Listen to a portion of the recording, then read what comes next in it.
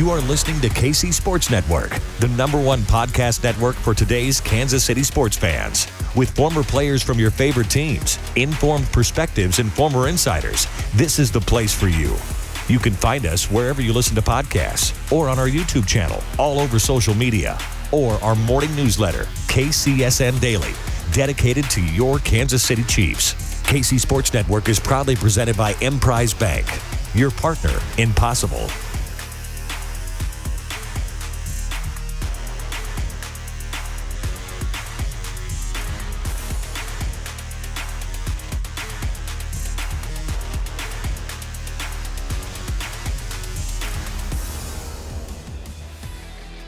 Hello and welcome into another 3-Mile Pod. I am John Kurtz, joined as always by Derek Young, you know him from K-State Online, and Cole Manbeck, you know him, former beat writer for the Manhattan Mercury, and has covered the Cats for a while. All right, we're here today, kind of a mashup of a lot of things. We're going to take some of your questions for the first time. We decided to, be nice and let you guys in on the pod. Probably should have done that sooner, but you guys gave us some good questions. We're ready to tackle that. Really a lot of recruiting right now. Football recruiting is heating up. This is the biggest football recruiting month that K-State has maybe ever had under Chris Kleiman. Maybe that's a question that we kick around here on the pod today. So we'll get you updates on Avery Johnson, Joe Otting, Dylan Edwards, and a Randall in the fold as well. K-State maybe after the top 2 prospects in the state of Kansas now. But before we get into that, I do want to remind everybody, please go enjoy some 360 vodka from Holiday Distillery, or if vodka isn't your thing, but you're more of a bourbon guy, check out the new Ben Holiday Bottled and Bond bourbon that has been released by Holiday Distillery. All the reviews that I've seen so far are pretty rave of this stuff. So make sure that you get your hands on that. Whatever it is that you're celebrating. We don't have any games really to watch at this point, but stock up on that for the fall as well when the football season comes back around. Appreciate Holiday Distillery and 360 Vodka and everything that they do to support the pod and us here on KCSN. Okay, so we had to pivot a little bit today. We have a pretty cool guest lined up for you guys that I believe we'll be able to get on next week. We had scheduling conflict there and got that moved to next week, but look for that coming up. So we do have that to change it up a little bit right now. But as far as what we have on the docket today, we're going to start with a lot of football and a lot of football recruiting because, Derek, I mentioned this. I think I don't want to put words in your mouth, but I've heard you say this, that it is an extremely important recruiting month for K-State with a lot of decisions potentially coming down by the end of June. How would you characterize this is June 9th that we're recording. How would you characterize how the first 9 days of this month have gone for K-State approaching this monumental month? It just feels like everything's still simmering a little bit because, and then it's not a knock, but it's largely kind of been uneventful, like positive developments and one negative one with Joe Otting picking Notre Dame, but positive developments where you feel like you're building, it still feels like they're building towards something rather than getting the actual result yet. So I just feels like it's still simmering. We haven't had a real big explosion of what this month could ultimately provide. And it kind of makes me wonder, all these official visits are going to be happening this month to make it a pretty, jam-packed June for Kansas State on the recruiting trail.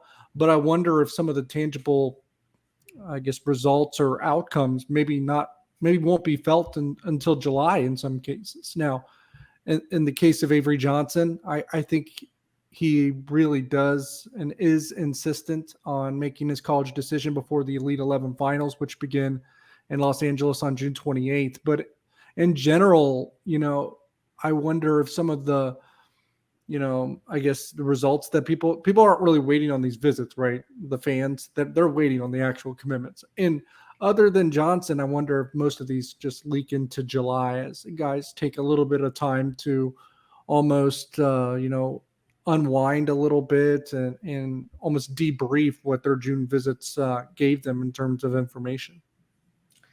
So when you say these recruitments are going to leak it, we're talking what, Dylan Edwards? Who else would be on that list that you expect to leak in?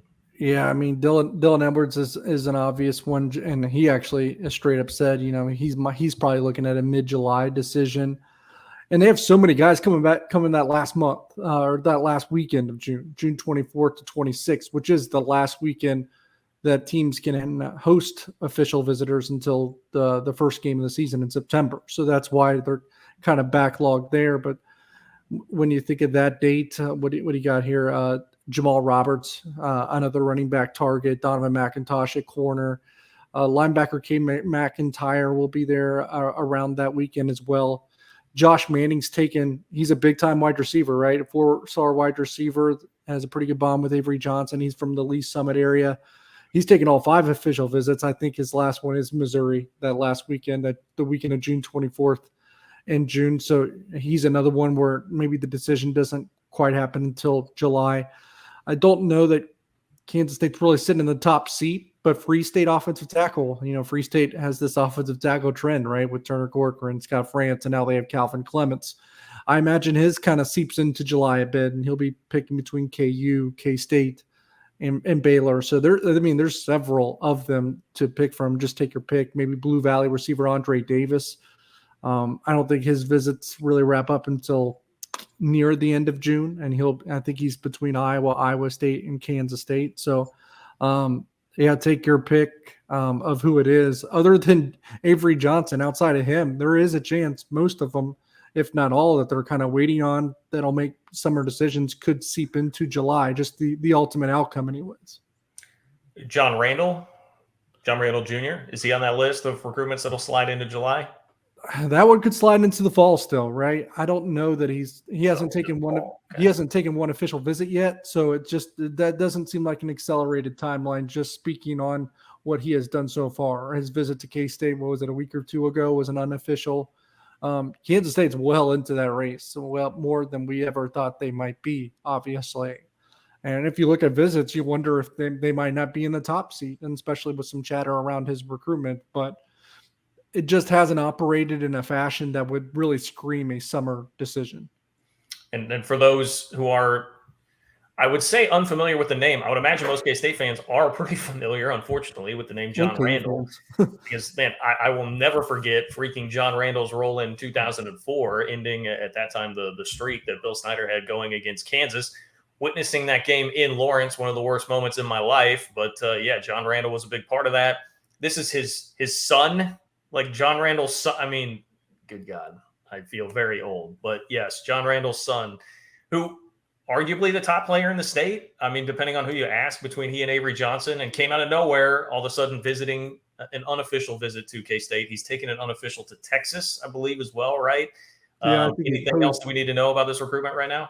I was going to say, I think he posed with Bijan Robinson in front of a Lamborghini or something on his unofficial visit to Texas. Sense. That makes sense. So I think this is what you run into on recruiting anymore. So, arguably, I mean, I would probably still lean Avery Johnson, but you're probably splitting hairs there a little bit. And I think for me, I almost lean towards QB value versus running back value, and just to decide that debate. And that's why I tend to flock towards Johnson being the top guy, but Kansas State's in the mix for both. So you have to like that. And for Randall, and I think this is kind of probably more well-known information now. So, I mean, it's worth sharing. I think his father, obviously being in the Wichita area, Taylor Bratt growing up around there, I think that they grew up together. So that's a connection. And then remember, John Randall left KU. Had to leave KU, I believe, and went to Southern Illinois. And his position coach at the time, Brian Anderson at Southern Illinois, now the Kansas State running backs coach. So that's an interesting nugget in this recruitment too, that kind of draws more familiarity between the two sides. Well, there's a lot to break down here. I guess on Avery Johnson, to kind of close the book on that, I know there's been a little bit of worry about what's going on with Oregon because what's that? Just you're the paranoid one. You read everything and it all spooks you the entire time. Listen, I am Derek. Read your message boards. I'm not the only one that is paranoid about Avery Johnson, because we've just seen it too many times, man. And even a lot of these national recruiting experts on three, I forget that guy's name, but they kind of acknowledge that K-State is the leader, but that Oregon is now pushing harder because of where it appears that they stand with, is it Anthony Rashada? Jaden Rashada. Yep. Jaden Rashada. I'm sorry. Jaden Rashada was one of the elite quarterback prospects that sounded like Oregon was in the driver's seat for a while, but not anymore. So how worried should we be? Yeah, I mean, Jaden Rashada is probably Oregon, Florida, or Texas A&M, but there is Dante Moore, 5-star quarterback out of Detroit, who was thought to be a Notre Dame lock. And then now we're hearing that I mean, it might have already happened by the time folks listen to this. Notre Dame's probably going to land a 2024 5-star quarterback from that same area, and CJ Carr, also from Michigan. And if that last name is familiar from Michigan, it's because it should be. It's Lloyd Carr's grandson, which if you're a Michigan fan, your skin has to crawl to think Lloyd Carr's grandson is going to pick Notre Dame over you. That's wild to me. But that's a 2024 5-star. So that'll likely, some people think, affect Dante Moore's recruitment at 2023 5-star to where Notre Dame's probably no longer the favorite. Now, could that push him to Oregon? That's definitely possible as well. That doesn't mean Oregon isn't going to make a push for Avery Johnson when he's in Eugene, the weekend of June 17th, when he makes that official visit, obviously visiting Kansas State this weekend. They would, but from everything I've heard, they might still push for Dante Moore after that and not be afraid to take a 2-quarterback class. Would Avery Johnson be receptive to that? I don't know. I would think that would be a hard sell, but you just never know in recruiting anymore, especially if you have other, good opportunities on the table. And I think Avery Johnson really values the opportunity at K-State. All in all, I guess I would summarize this as, I don't think I know there was comments made about his Washington visit when he was asked or his family was asked about that. Obviously they raved about that trip as well. He visited Washington last weekend, but from my standpoint, over the course of the last 2 or 3 months, I don't think this recruitment has changed a whole lot. I think other schools have changed maybe their level of pursuit, interest, how hard they're pushing and stuff, but I just don't think that the dynamics from Avery Johnson's standpoint have changed a whole lot. I think it's remained pretty status quo, which is favorable to K-State for quite some time. What are the chances, DY, that Kansas State could close this week on Avery and not allow that Oregon visit to occur and get a commitment secured? Yeah, never say never, but I just don't see that as being part of the plan. I think this is why I'm paranoid, DY. You won't tell me what I want to hear. Right. I mean, they would love that to happen. Don't get me wrong, but it just, if that was the case, you would have thought maybe just, if he went into that with that thought in mind, but would have scheduled Kansas State after Oregon. Although I think it's in front of the Oregon visit just because he wanted to have his visits done by a certain timetable. So I don't think it's anything to be alarmed about, but I just, he's been pretty thorough, pretty calculated. Him getting swept up in a visit and canceling another just doesn't seem like his MO. Well, speaking of Joe Otting, I mean, how much does that sting, DY? Obviously, that's a guy K-State invested a lot of time in for the past year. Notre Dame, this is the life of recruiting. It would frustrate the heck out of me, but K-State offered him more than a year ago. Notre Dame comes in a month ago. Now they have him committed. Any surprises there? And I know they were a huge threat. Were you surprised he went ahead and pulled the trigger?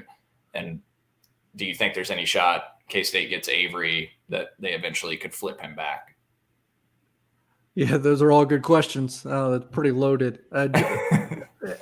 In a sense of being surprised, not in general, just because not only is there the Catholic side of this, Joe Otting plays there and goes to Hayden Catholic in Topeka, so obviously Notre Dame's going to hold some more clout than any other program because it's probably built very similar, and that's the mecca if you're really honed in that realm. So in that capacity, not surprised. Surprised that he didn't go ahead and visit Kansas State a little bit. And as you said, that's the type of recruitment that gives coaches gray hairs and makes them probably want to coach in the NFL instead, because the NFL is different. The NFL draft is, you kind of pick and choose, and it's almost like a 3 or 4 month process, not a 12-month process, not a 24-month process, only to get your heart ripped out and have to reassess your needs and who else who you want next, so to speak. So yeah, that's the type of recruitment that makes coaches not want to be in college. That's tough. That's a tough pill to swallow. The sting factor. If Connor Riley wasn't so good at his job, I would say the sting factor is pretty high. Because like you said, they invested a lot of time. He's a heck of a prospect. He's from the state, and you kind of wanted to start June with a plus and not a negative, right? So I think ultimately that's where the sting factor would come in at, because you don't want to, but in the back of your mind, the PTSD that Kurtz, spoke about not too long ago kind of creeps in, right? And says, oh, here we go again. But I mean, like 2020, like Turner Court, it makes me feel like Turner Court. Yeah, but like it's different. Been on for so long, and then it tilts to Nebraska. Yeah, but this still feels different because we're so far along in the process, and that was just like you got wiped out so early, you weren't really competitive, and those kids all made decisions, February and March.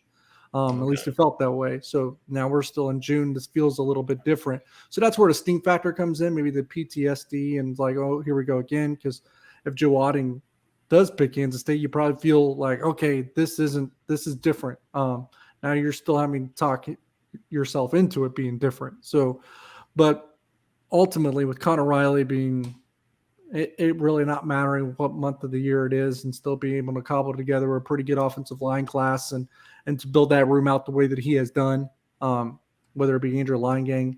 I mean, Jalen Clem was landed in December, one of their best commits of the entire class. John Pastore, one of their best commits of the entire class, wasn't even offered yet at this time of the year last year. So the sting factor relents a little bit to me just because Connor Riley has a history of being able to recover pretty well, land the guys that still make sense for him, and then tournament All-Americans. That's what you already have in Cooper Beebe. I think they feel like Andrew Linegan's kind of falling into the same route. So it stings because of where you are, how much time you invested in it being the in-state kid, and you wanted to get started hot. But it stings less because offensive line just isn't a position where anyone really concerns himself over when it comes to Kansas State. I would agree with that. I mean, I think it's a great point that you hit on with Connor Riley. If there's one position group that I'm not too concerned with, missing on a kid, obviously would have loved to have had Otting. I think Connor Riley will find other dudes and develop them and build quality depth up front. So not a huge concern there to me and to most K-State fans. And I know you guys would agree. Avery obviously has to be priority number one, because if you can get Avery Johnson in the fold, then a lot of other dominoes potentially fall. I mean, he seems like he's just so influential in the recruitment of so many other guys. And, dudes want to play with other talented kids, right? And so the receivers that K-State's chasing, that would certainly be beneficial and help them. John Randall, Dylan Edwards, et cetera, at the running back position. So, Kansas State, I know they are. I mean, they got to press as hard as they can to get Avery Johnson in the fold. And then it'll be a lot of fun after that, I would think, from a recruiting perspective, watching some of the other dominoes fall in K-State's favor. No pressure, Kansas State coaches, or I guess specifically Colin Klein, but this one recruitment's probably going to dictate the direction of almost your entire class. Yeah, it is, and thus why I'm on pins and needles about it, okay? Two questions that I have coming out of that. One, we're talking about Connor Riley, and I completely agree with you guys on the offensive line thing. Like, if there is one coach on this staff who's proven time and again he'll be able to turn over rocks and find good prospects and stock up his room with talent, and then be able to coach those guys up when they're actually out on the field. Like Connor Riley has done that in spades. How much pursuit has there been of him by other schools? And I hate to bring that up. I love the guy for reasons on and off the football field, but he seems like he's doing a hell of a job. Have there ever been any whispers about him being pursued by others? No, nothing that I could technically confirm, beyond a shadow of a doubt. It would surprise me if there wasn't overtures or some kind of a knock on the door to just gauge interest. I think people would be pretty naive not to if they had that position open. And I do wonder, and maybe it happened, maybe it didn't, but I do wonder if at one point when Nebraska was filling those spots, if they inquired, because he grew up in that area as well. So yeah, I don't know. I will say he's incredibly loyal to the institution that he's always working for. I remember we went to the FCS national championship game after Chris Kleiman had been hired at Kansas State, just to speak to those coaches, whether Chris Kleiman, of course, but we also wanted to speak with Courtney Messingham, Connor Riley, Jason Ray, and Joe Kleinerman, because those were the four coaches leaving Fargo for Manhattan. And we went to speak with them after they'd won the national title, not necessarily before. We did get to talk to Chris Kleiman before and after. And we did get to speak with all of them, except for Connor Riley, because he didn't feel like he should be talking to us yet, because he felt like he was still still owed something to those players, even though he just coached his last game and won a national title. He wanted all of his focus and everything to be on those players still, and that institution still. And I think if you consider it that way, then, that's an incredibly loyal person that kind of puts the right things first at the right time. And I think it would also be hard for him to leave for what would normally probably be a parallel job, right? I think if he's picking being an offensive line coach for Chris Kleiman and being an offensive line coach for someone else, and I know the money might be pretty different in some cases, I just don't know that he really wants to mess with a good thing. And I think he would consider what he has right now a good thing. You know why I wasn't concerned about Nebraska DUI? Because I think Connor Because Riley, his career suicide to go work with Scott Frost? I think he knows that. Well, I think he likes to win, and I think he likes to go to bowl games, and that's why he didn't go to Nebraska. Well, just like Adrian Martinez, what he said recently, I see where you're plugging away from. I also think, and it also surprised me why some of the coaches did agree to come on with them. I mean, when what's their AD's name? Trev Alberts took away, basically that buyout. I mean, I think that was just like a blinking red light. Like, hey, this might be only 1 year left. So I would not have gone and worked for him. He threw his assistants under the bus with how he handled that when they fired the assistants late in the year. And then he made those public comments about how he was having to invest so much time because he rolled the bus over them. It was a career-saving move or job-saving move by him. I get they probably pressured him like, hey, you're gone if you don't fire these guys. But then his comments afterwards, there's no way I'm going to go to Nebraska and work for Scott Frost at that point if I'm a qualified coach that has a lot of other great opportunities. Well, I never would go work for Scott Frost for a number of reasons, but one of which is that I struggle in the cold, and if I can't wear a hoodie on the sideline, I'm out. So, Connor Riley probably wants to be able to wear hoodies. He wants to reserve that right. And, Scott Frost is the only one who can wear hoodies. Nobody else can. He'll literally do press conferences in hoodies complaining about people wearing hoodies. So, we've done enough Nebraska bashing. I actually have a little bit of that coming up here in a second. But I want to – this is one common recruiting question that I've seen a lot, DUI, whether it's on your boards or on Twitter, with John Randall all of a sudden now being legitimately in the fold here when before it was thought K-State was not really involved in that recruitment. With Dylan Edwards, how does that affect Dylan Edwards, if it does at all? And then would K-State take both? Or is it a possibility? Maybe the better way to ask that, I think, obviously, to take both. Is it a possibility that both would then come? I think you definitely take both. Would they be willing? You know what? I would think, because look at all the other schools they're considering, right? Dylan Edwards thinking about Oklahoma, Oregon, Nebraska. John Randall is Texas.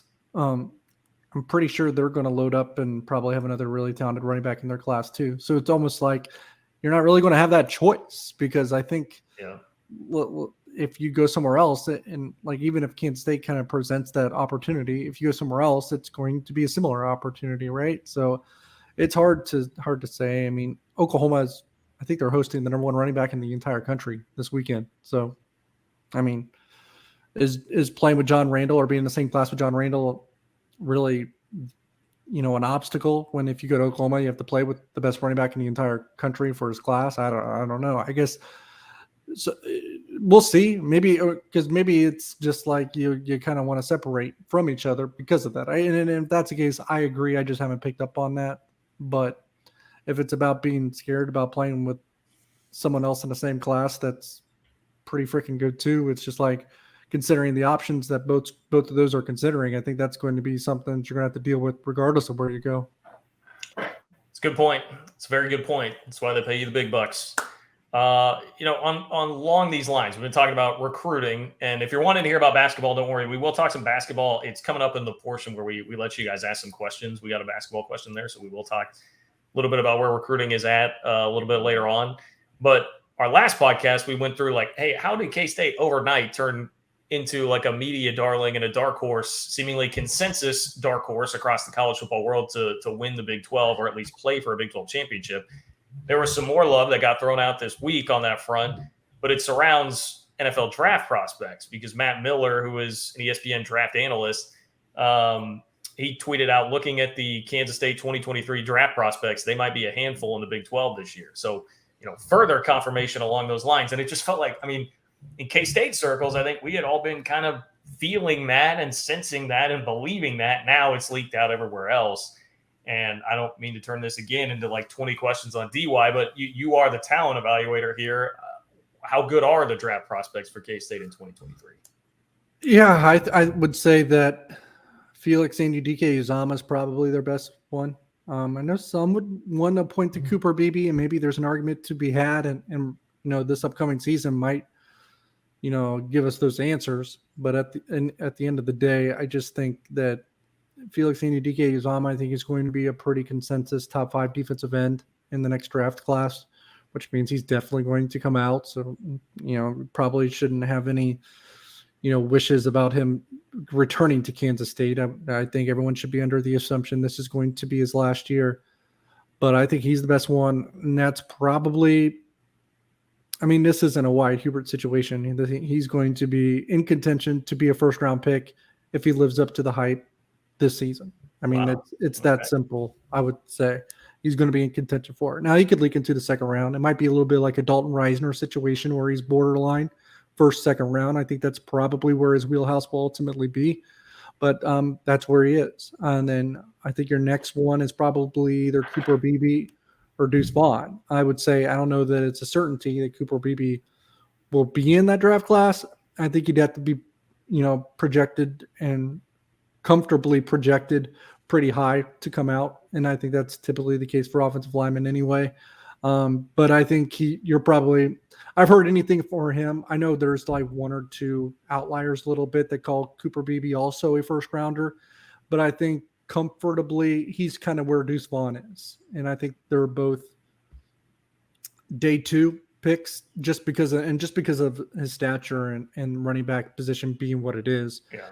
Even if Deuce Vaughn has a day 2 grade, he could probably fall to day 3 just because of what ultimately happens with running backs, and probably especially one of his size, even though he has some versatility, he can do multiple different things and probably won't just be in the backfield. Of course, he'll also work out of the slot and at the next level, one would think.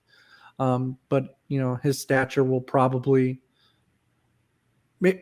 ultimately probably not determine his success in the NFL, but it could determine where and when he gets drafted, for better or for worse. That just sometimes happens. I think Julius Brents, if he kind of finishes plays and makes plays on the ball this year, because I think no one really, questions his coverage ability. With his length, he's a legit. We've all stood next to him. He's a legitimate 6'3", 6'4" corner with pretty good speed. Those don't grow on trees. So if he shows some adequate ball skills and starts making plays with the ball in the air, then you're probably looking at a guy that is probably not on many draft radars right now that could probably fly up as high as day 2. Now, he's probably not going to reel off a really 4.3, 4.4 40, I wouldn't think, at the combine or elsewhere, which probably makes him not, maybe a first or second round draft pick. We'll see. But I think he can really play himself into comfortable draft position as well. Everyone else, you're probably quibbling over a little bit. I know folks were high on Daniel Green at one point, and just with his age and I don't know what he's going to run, because they might see him as more of a traditional linebacker. If he shows that he can cover a little bit this year, it would help, or cover on a regular basis. I just don't know how he fits into the new world of football. I think at one point folks were pretty high on him because he flashed, at a younger age, but I just don't know where he kind of fits into the draft picture now. Khalid Duke? It's hard because he hasn't played much football, right? He was undersized the last time he played a full season, very undersized, because I think he played 220 pounds max, 225. That's just not going to get you a lot of places. And then, so he might have to play a linebacker position or a stand-up edge rusher. And I think he just needs to actually show that he can do it before I go all in on that front.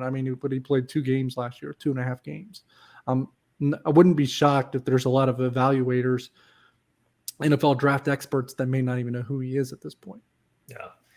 Well, all this begs the question, why was it so controversial to Nebraska fans to hear Adrian Martinez say that on our podcast that this is going to be the best team? And I'm paraphrasing here. I don't remember his exact word, but that this will be the best team he's played with. Yeah, he said it was the most talented. And Most talented. Okay. in Nebraska, they're probably just living in, they have to if they want to be happy, but living in the past a little bit and just assuming this is, a lot of Kansas State. I mean, Kansas State hasn't had 3 guys drafted since when? So, maybe they have something to argue here, but I don't know that they. I'm sure that they're doing this based on recruiting rankings, but is Nebraska an NFL draft factory right now? Are they pumping out dudes to the NFL draft? Have I missed that? Like, where are the Nebraska stars in the NFL right now? Yeah. It's a kind of like a superiority complex a little bit, I would say.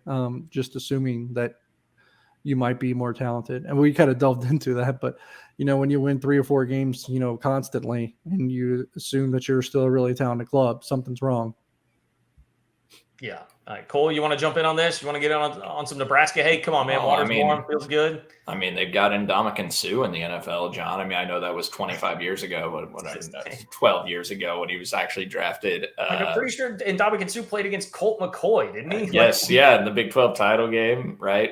And that was when the second got ran off the clock. What was the situation with that in the Big 12 they're still championship? whining about that. Yeah. I saw it the other day because one of their old former players is doing a national radio show. Who is that? He was whining about it. One of the top Nebraska players that I think he got picked in this last draft that went fairly high is the guy that transferred from Nebraska to Kentucky, Wandale Robinson. So it's like one of your best draftable players didn't want to even stay in Lincoln, and neither did Adrian Martinez and all those guys apparently either. So, yeah. Well, they're getting dunked on even more. I mean, because Adrian Martinez did an interview with Sirius XM, like their Big 12 channel, and he came out and said, quote, the question was, why did you go to K-State and leave Nebraska? And he said, quote, I want to go play in a bowl game and I want to win a bowl game. And I mean, that got dunked on by the Reddit college football account, by the 24/7 Sports. I mean, it was like everybody was all over that. So we're doing another cycle where I got to the point by the end of the day yesterday, I was like, man, I enjoy the trolling element of Twitter. I almost feel bad for Nebraska fans a little bit here. And then, you remember the years and years of dominance and what it was like back in the 90s and all of that. But they're taking it from all angles right now because everybody knows it's true. Like everybody knows that is true. If you'd like to go to a bowl game, it is much more likely to happen at K-State than it is at Nebraska. A little stunned that Adrian, and I'm not criticizing Adrian Martinez at all. Speak your mind, do what you want, and say what you want. You're the controller of your own journey here.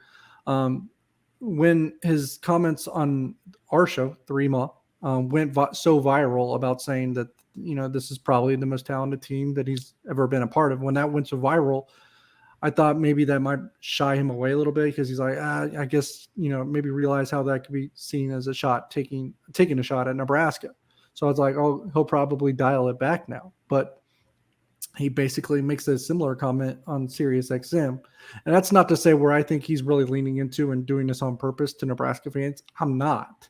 I guess I wanted to take it a different route. I think for him not to dial it back and to not be deterred by that going viral and Nebraska fans probably saying, well, it's your fault that, we haven't won. I think him not shying from that kind of shows to me that, he is very, the comments that he's making are with a lot of conviction. He's very confident in what he is saying, because if he felt like I should dial it back with this going so viral or, pissing these fans off and I don't want to, I mean, I think it would be easy to maybe dial back and not say some of those comments, but him being so transparent and kind of just continuing to be insistent upon it, I think he believes in it like 100% in his heart, which if you're a Kansas State fan, if you're folks like us, it kind of validates our thoughts on what this team's ultimate potential probably should be this season.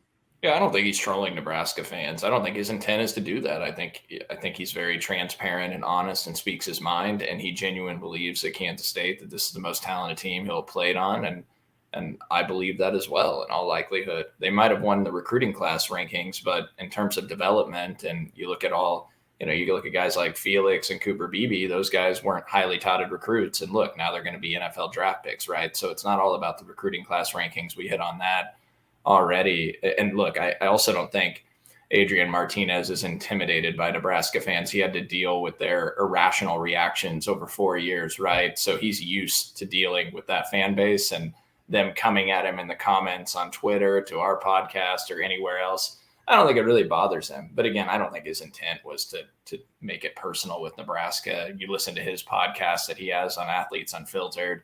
Yeah, I don't think he goes about it that way. And so I have a lot of respect for the way that he speaks about the situation, and really just appreciate his openness and honesty.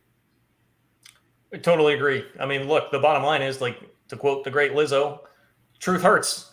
Truth hurts, Nebraska fans. Like, that is the truth. I mean, there's just, and honestly, it feels like those that do try to still argue about it on the internet, that's why it's so fun. It's like, I mean, it's bringing a knife to a gunfight, I mean, they've got no real ammo, and it's just a bunch of stammering around, and that's why it becomes pretty entertaining. I'll throw one carrot to Nebraska fans. I looked at their schedule.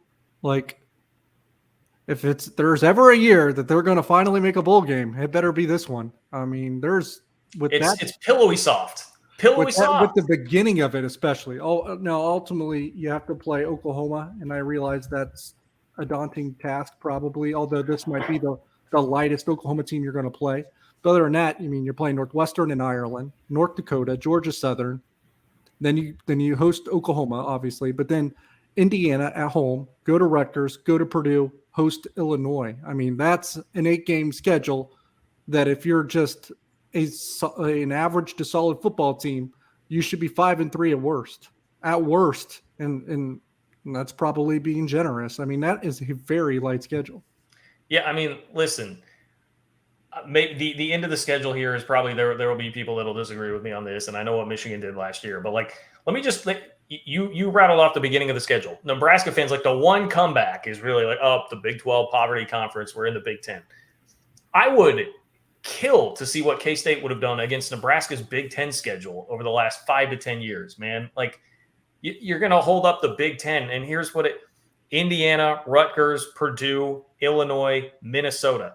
We're in the middle of November, and that's been your conference schedule. Indiana, Rutgers, Purdue, Illinois, Minnesota. Give me a break. And then, yes, you finish the year with Michigan, Wisconsin, and Iowa. But, like, dude, do not hold this conference up like this is some big feather in your cap, and that's why you've been losing games. You've been playing a garbage schedule. This is where I need the Cole Manbeck research department to go look up SOS numbers from the last 5 to 10 years, because I'd be very curious about that. Yeah, because there's a point where Kansas State this year in a row consecutively is going to play Oklahoma State, Iowa State, Baylor, Texas, or Oklahoma State, Baylor, and Texas for sure. Those three, and obviously Texas is Texas. They went 5-7 and lost to KU, so I shouldn't anoint them as anything. But Texas is more talented than any team maybe outside of Michigan on Nebraska's schedule, so I'll give them that. And at the same time, ask Chris Kleiman how it's gone playing against Texas so far. Right, but I was going to say, but the other two, Oklahoma State and Baylor, like, until the last 3 games of the season, when Nebraska plays Michigan, Wisconsin, and Iowa, there's not a team on their schedule that is going to even come close to Oklahoma State or Baylor. And that's not even considering the 2 schools that are leaving for the SEC. So I really have a hard time accepting the schedule, the Big Ten argument from Nebraska. When you play in the Big Ten West and you're missing Ohio State, I'm not really going to give you a lot of sympathy. Nope. None here. All right, you guys ready for some questions? We got some questions. Let's go. The first comes from Punxsutawney Rich. Punxsutawney Rich says, how would you grade the current basketball recruiting class? And here is kind of the elephant in the room that we've avoided until right now. There has not been a whole lot going on recruiting-wise. Basketball right now is still, it's 5 scholarships open, right? They're at 8 and have 5 to go. Cole, you've been really following all the potential transfers and everything. What is your opinion? I'll let you go first. What is your opinion on where this is at right now and where it's going? If I'm giving it a letter grade where they sit today, I would say a C. It's there's obviously, I like some of the high upside guys. I've defended what they've done to date, but they need some proven scorers from the transfer portal. And I don't know where they're going right now with that. I mean, we're now sitting in June 9th and there's no clear direction. We don't know if there's guys coming in for visits. We know they've turned a few guys away that they looked into that were talented scorers, but they deemed not to be fits necessarily, which I respect that. But they got to get some dudes. I mean, look, they're sitting at 8 scholarship guys. And to me, I'd elevate this class to a B plus if they could get a couple guys who have proven that they could score at the college level. And, when you look out there right now, Kerwin Walton is a name that we continue to hear, but he's reportedly visited Texas Tech, Memphis, Clemson. K-State was included in his top 5, but we've never heard anything about him visiting Kansas State. Emmanuel Acott, DY could speak to this, they looked into, but that's not going to happen. Isaiah Mosley, they looked into, determined that not to be a fit. Now he's at Missouri. And so there's not as many options in the portal now. I think there's still some talented dudes, Cedric Henderson, but he visited Arizona. He's a Campbell transfer, talented scorer. He was reportedly at Texas Tech last week and now visiting Arizona. So I'm not sure K-State's going to get a visit there.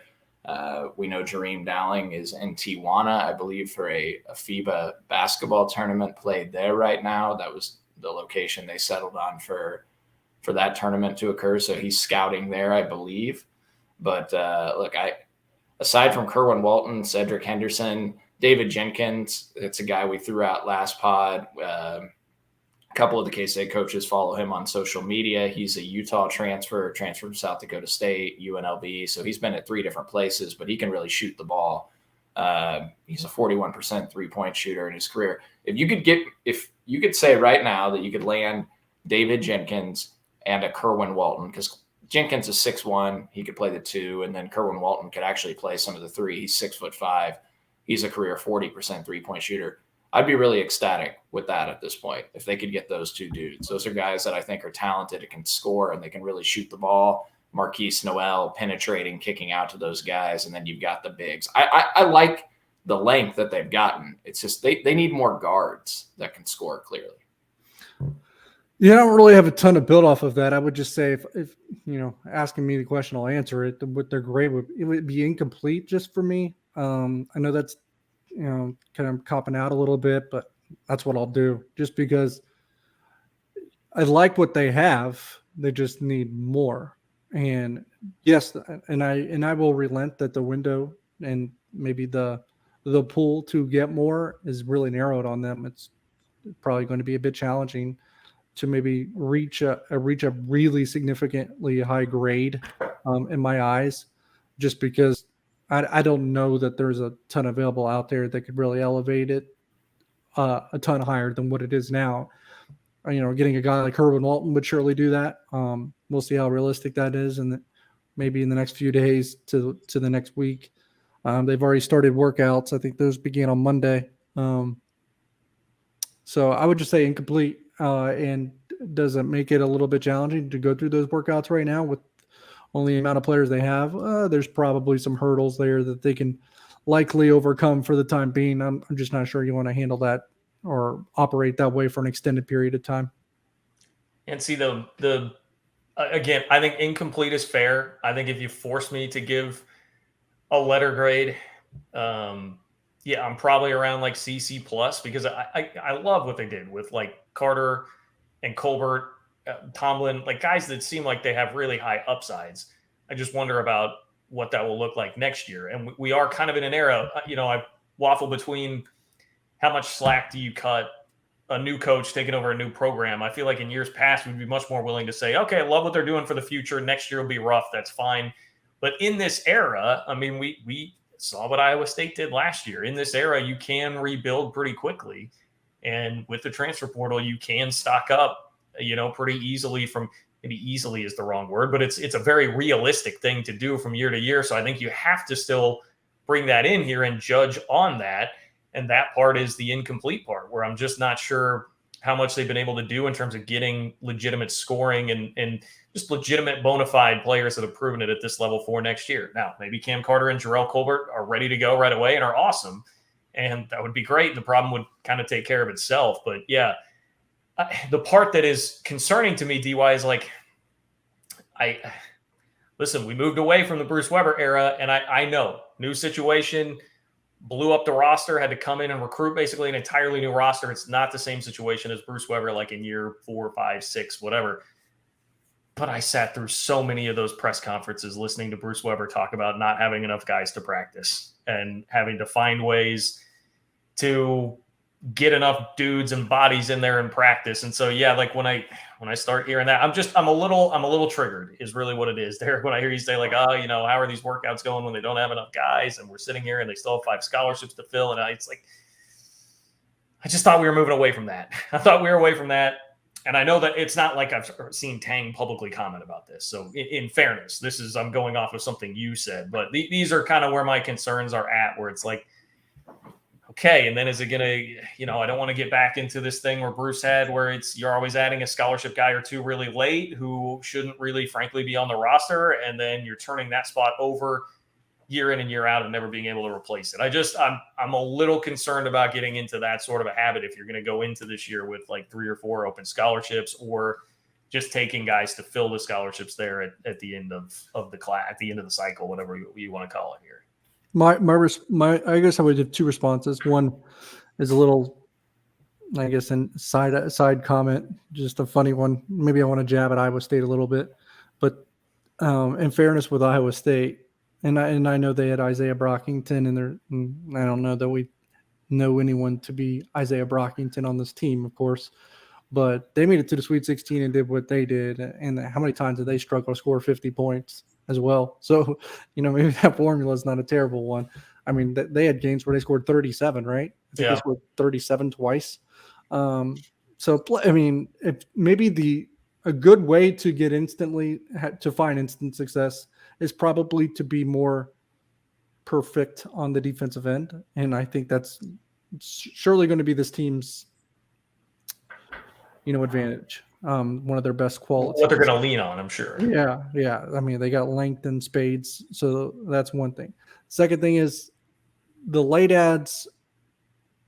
You know, traditionally, we're kind of programmed ourselves to think those late ads are always going to be guys that are just practice bodies that are probably going to be in and out in a year because they can't cut it, or, you know, they're not going to grab meaningful minutes. And what I will say is some of those late ads, and I know Kansas State's not Baylor, and we can't just say, well, they did it at Baylor, so they can do it here. I get it. That it's not everything's going to transfer perfectly, right? But some of the late ads for Baylor were some of their best players, and one that definitely comes to mind is Jared Butler. I think school had almost started already, and guys were already taking classes by the time Jared Butler arrived. So you never know what can happen, I guess. I mean, I think it was August or September when Baylor picked up Jared Butler. I think it was around the same time when I got Freddie Gillespie as well. He was D2, D3 transfer. I guess all I'm saying is like Jerome Tang's at least been around a program, been around people that are pretty resourceful and creative and can find ways to really backfill a roster in a quality way that maybe we hadn't seen in the past. At least if you want to see glass half full, that's where you would take it from.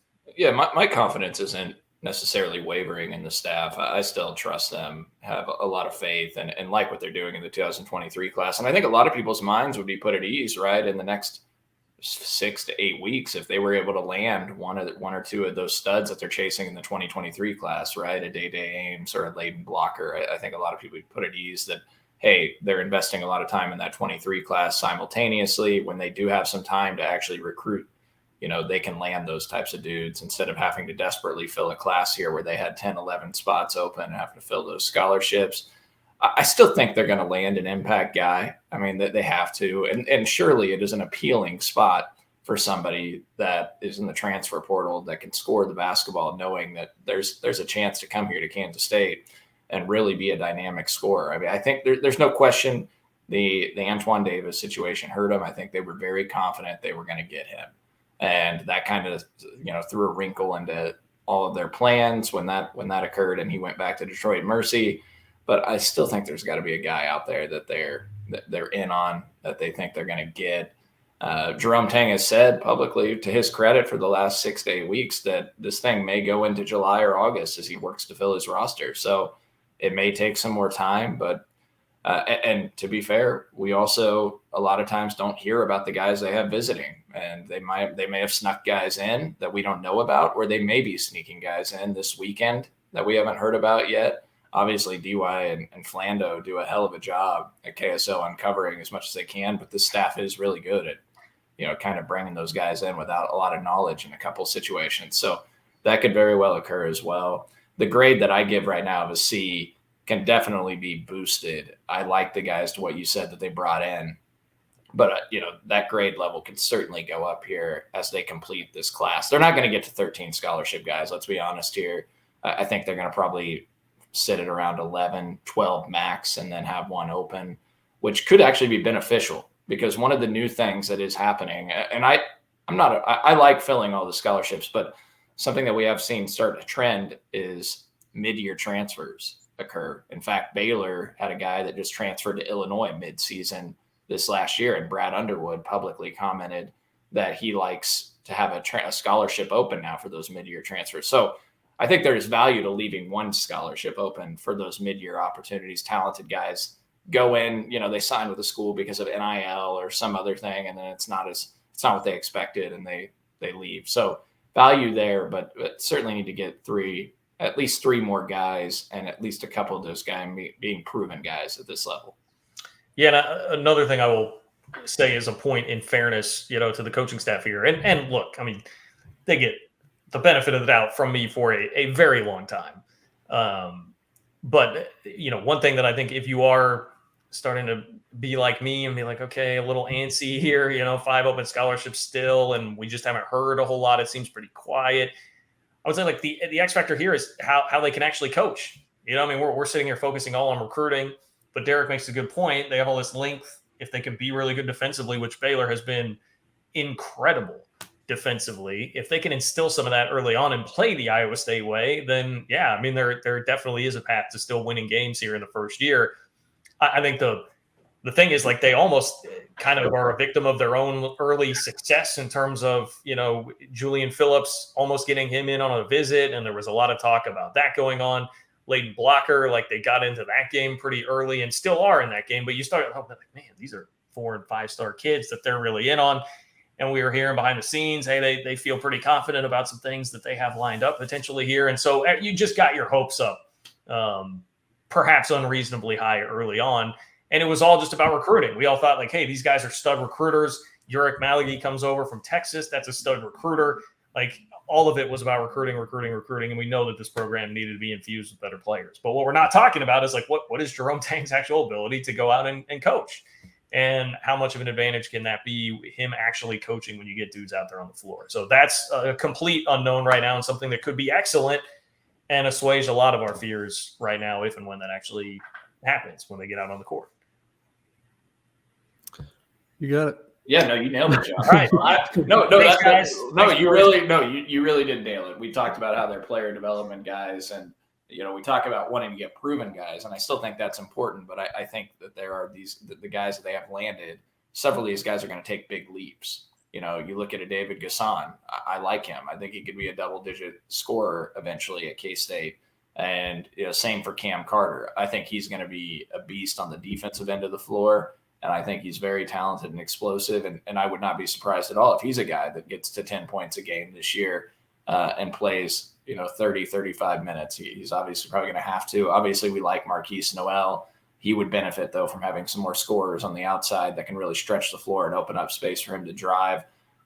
So hopefully they're able to land a couple of those dudes. But I do think we've hit on their player development ability, and I think they're going to develop a lot of these guys that have high upside and talent.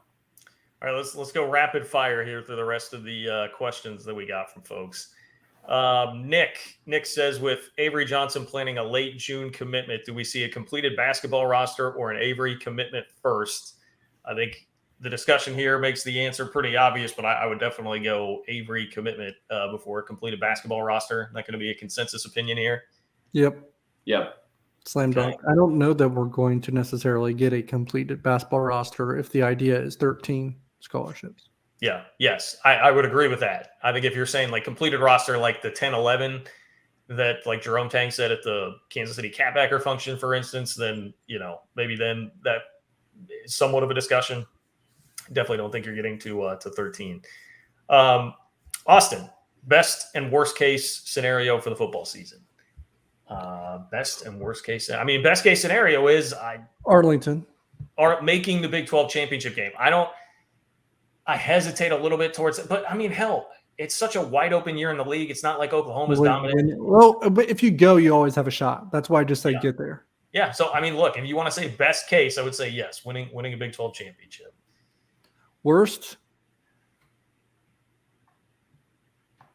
I mean, look, like Adrian Martinez, if Deuce Vaughn gets injured, like we're worried a little bit about running back depth. And if Adrian Martinez gets injured, which he has a history of, or continues to, turn it over a lot.